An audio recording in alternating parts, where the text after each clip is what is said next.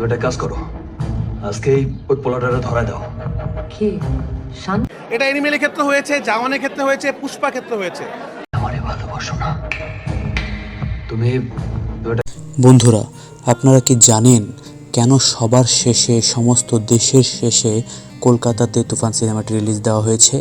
কারণ হচ্ছে পাইরেসি।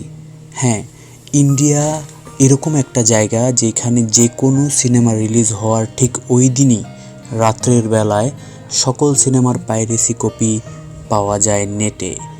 ওখানকার কিছু অসাধু ব্যক্তি ওই কাজটা করে থাকে, পাইরেসি করে, যেটা সিনেমার ব্যবসার উপরে ব্যাপকভাবে প্রভাব ফেলে। ঠিক এই কারণেই কলকাতায় সবার শেষে রিলিজ করা হয়েছে তুফান সিনেমাটি। এখন তুফান সিনেমার পরিচালক নতুন করে আরেক হুঁশিয়ারি দিলেন। তিনি জানালেন তার সিনেমার কপি বা ক্লিপ ফুটেজ কেউ যদি নেটে ভাইরাল করার চেষ্টা করে তবে তার বিরুদ্ধে নেওয়া হবে মামলা, করা হবে তদন্ত, এবং কড়াকড়িভাবে তিনি এই হুঁশিয়ারি দিয়েছেন।